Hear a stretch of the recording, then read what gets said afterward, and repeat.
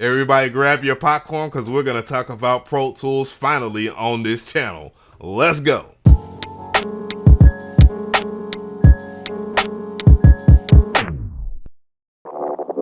What's going on, guys? So I really wanted to discuss this because I know a lot of people, a lot of engineers watch my channel, a lot of music producers watch my channel, and a lot of people ask me why or how do I feel about Pro Tools. And so I wanted to do a video on it. I did a post on IG, and a lot of people went crazy because they thought I was just going to dump away FL Studio and Ableton Live. Even though Ableton Live is my choice, there's a lot of projects in the future where a lot of people want me to use Pro Tools. So guess what? I'm going to learn how to use Pro Tools. That's the thing about being an engineer, is being a problem solver. So how can I solve a problem without analyzing the problem that is at hand, which is Pro Tools? So leave a comment below. Please share this with Avid, because there's things that every engineer will probably agree with me when it comes down to Pro Tools, because it is by no means perfect. So here's my IG post, and it was a lot of comments by a lot of people because I was talking about just moving on to Pro Tools and using Pro Tools. And there is a free version of Pro Tools that I will have linked in the description box. But before you even download it, there are some things I will discuss about it because a lot of you guys are probably not going to like the details. But other than that, though, like, Pro Tools is used by a lot of people. And for all those people that keep on saying Studio One is better or their DAW is so much better than Pro Tools, dude, there's not a studio that you'll go to, a major one I'm talking about, that's doing stuff with labels and movies and film that's not going to have Pro Tools. So yeah, Pro Tools is quite a big deal. So the link in the description box will look like this right here. And again, it's not sponsored. This is just something I'm doing, and I'm not very happy about it. But, you know, they got their fancy website here. Avid's pretty well known for over the years, but there's things, of course, that they could work on. One of the more surprising things that I learned about this was that UVI actually offers stuff with Pro Tools. Now, UVI in itself, I really like this company as a whole. Like, UVI is one of my favorite companies when it comes down to plugins and just workstation stuff. And like, that's a real huge boon there. And of course, the other company that I really like is Air Technology, and they have stuff. I already have Expand and all the other things about it, and it's really good. Now, when it comes down to it here, I'm just looking at some of the things that you have here, and of course, that's where the big elephant in the room comes in, and that is the actual price of Pro Tools. Because I was going to go and get Pro Tools itself, and I realized it's a subscription-based software. So I was always wondering, why in the world is everybody in the studios that I go to using Pro Tools 10 and 11?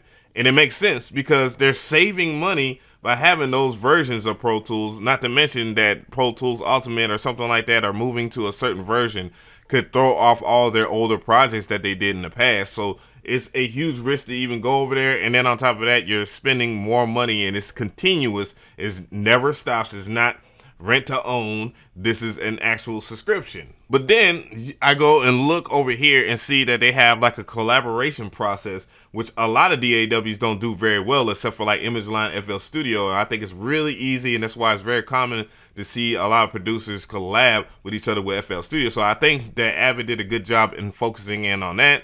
But then there's a catch-22 because they have their cloud-based service. So holy crap, you got to pay for the cloud and you got to pay for your software monthly. That is a lot of money to spend on your DAW constantly. Now, if you're doing a lot of major projects and stuff like that, you're going to have that spare change. But that's not how things work all the time. Most of the time when you do a big project, you're not paid immediately. In certain cases, you're paid like when everything else is laid out and the plan is laid out, all that, or even quarterly. So here's the cloud payment plan here for collaboration. So basically, let's ignore the $4.99. That's monthly. We're going to look at the $50 a year annually. Now, that's not bad. $50 a year annually, so you can collaborate with people freely, and then that means that I can send stuff to other engineers if they have the same version of Pro Tools as me. That's the big if. Again, a lot of people are using Pro Tools 10 and 11. They're not using the new ultimate version of Pro Tools. So then I just download Pro Tools and all that, and then I experience another issue, and that is that I have to be signed in to Pro Tools. So that means that I have to constantly be online to sign in to Pro Tools. Avid, why? Why do I have to have a damn internet connection to sign into my DAW? A free one? Come on, man, that's ridiculous. Then I had another issue, and that was my audio interface. Why is it so difficult, Avid, for you to allow people to use whatever audio interface that they want the best way that they can, like every other DAW? Please, could you fix that? So I go over my options for an audio interface that will work very well with Pro Tools and look at the prices. So we have $4,500 for the Avid HD IO 1616. Damn. And then you have the $699 Universal Audio Apollo Twin, which is very popular because they have a Windows version, and then they also have the Mac version, you know, the Thunderbolt joints. And not bad. I mean, $700, that's something that everybody could work with and deal with. I mean, that's what it is when it comes down to music anyways. You're going to spend a lot of money to create music. There's no cheap options out there, really. Then you have the Avid Artist Mix. You have that over here, almost $1,000. And that's just a plug-in bundle. And then you have the Avid Pro Tools S3, which is $5,000. So of course, me being me, I asked the community as a collective here, how do they feel about Avid Pro Tools being relevant to your music production audio workflow? And it's 14% yes and 80% no at 211 votes currently.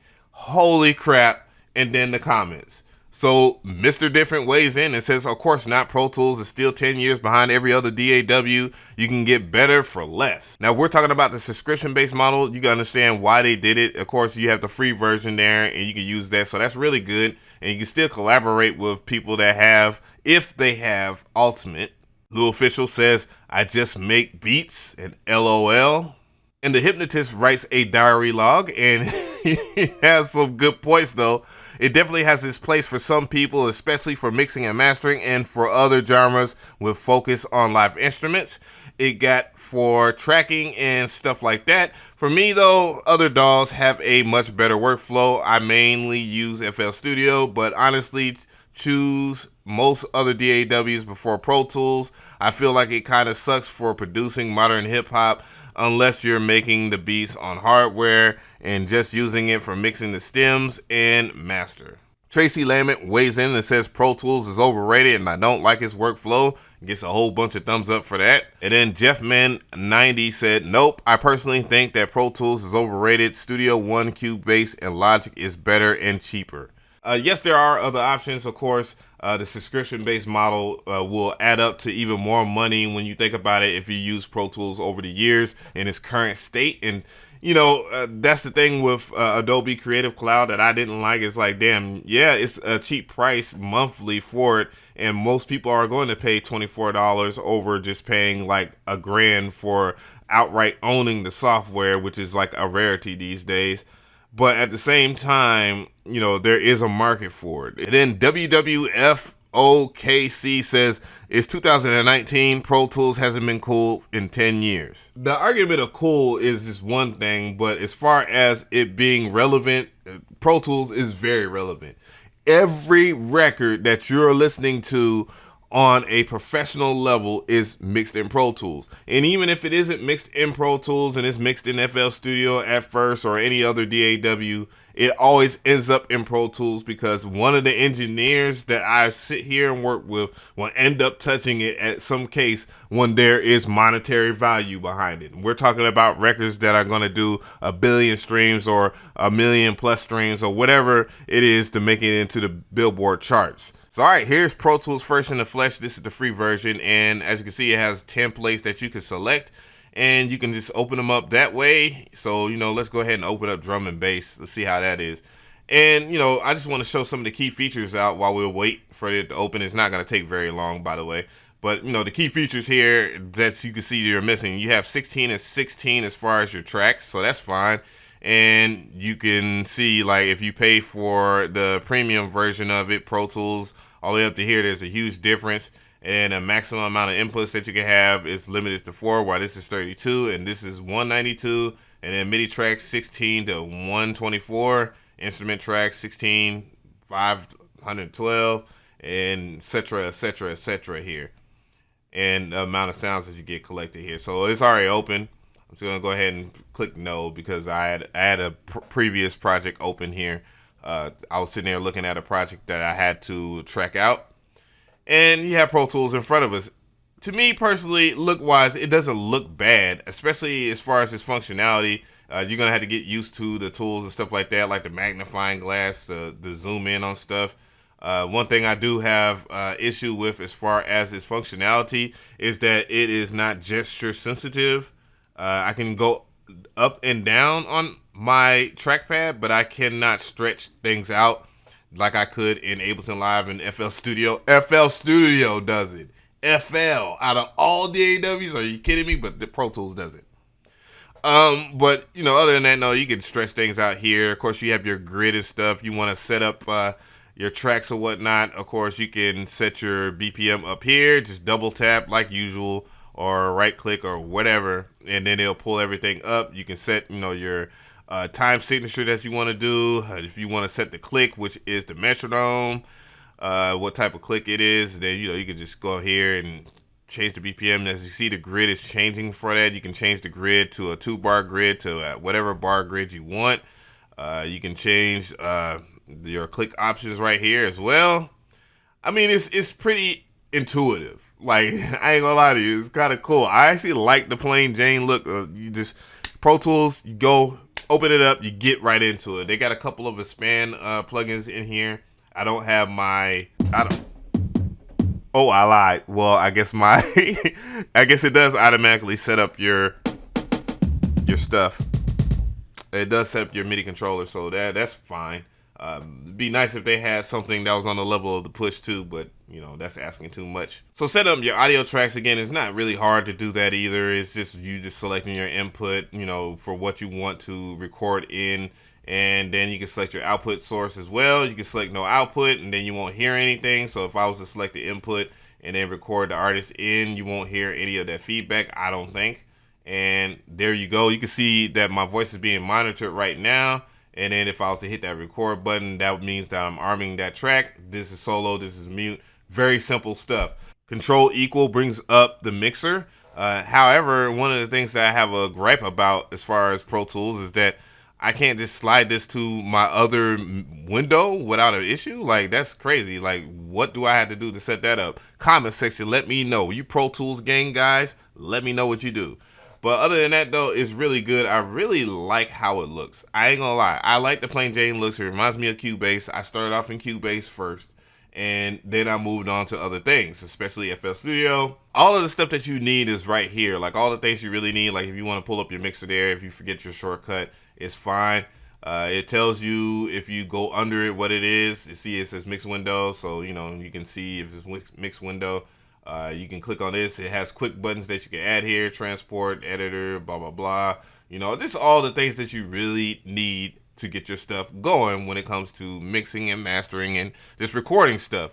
Of course, there's some MIDI tracks that you can set up here as well. Right-clicking over here allows you to do different things like recall and stuff. And you know, you can set up all your plugins that you have and own and stuff like that. I don't know where my other plugins are though, and you know I'll get to that in a second because I did have a problem with scanning all my plugins into Pro Tools, obviously, and it just was a pain in the butt cheeks when it came down to that. So this popped up and it says local copy of drum and bass and the copy on the cloud have conflicting changes. You can close it and download the cloud version or keep working.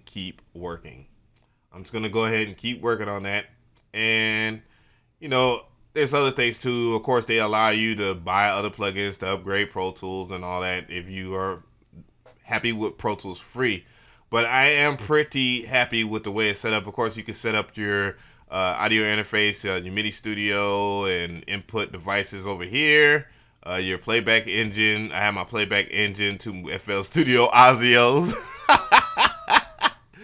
But other than that, though, you know, you can set up other things as well. Pretty simple. Overall, I really like Pro Tools first. I just don't like the subscription-based model, but that's the way that the industry is. It's not like Avid is any eviler than freaking Adobe for having a subscription-based model. I mean, there's a lot of people that don't want to pay the whole $800, even though over the past couple of months or whatever, and hopefully they have like a yearly subscription, an annual fee. that you can pay, and I would pay the annual fee just knowing whatever. If it's like a huge discount of some sorts, please let it be a huge discount. But other than that, though, I think it's pretty damn good. I really am looking forward to doing a lot of videos on Pro Tools, even if it's Pro Tools First, the free version, because I think you can get the most out of your DAW if you learn the restrictions and learn how to work around it. I also look forward to collaborating with a lot of the engineers that I'm working with, because they all work with Pro Tools, and I know they're going to be really happy to make me work and stuff like an assistant until I am the big boss. And that's good, because I'm all about doing stuff with my mentors and learning stuff. I love learning, and I know you guys like learning too, because that's why you tune into these videos. So please leave more comments, visit that poll, and give your input. If you are a Pro Tools head, school the young heads about Pro Tools and why you like it, because we all want to know why you like it. And also, just leave a comment and let me know how you feel about it, if you tested it out, and what are things that you want me to cover on this channel from a deeper perspective, because it's only a first impression. And I really don't like some of the things, but I like a lot of things about Pro Tools that they are doing correctly.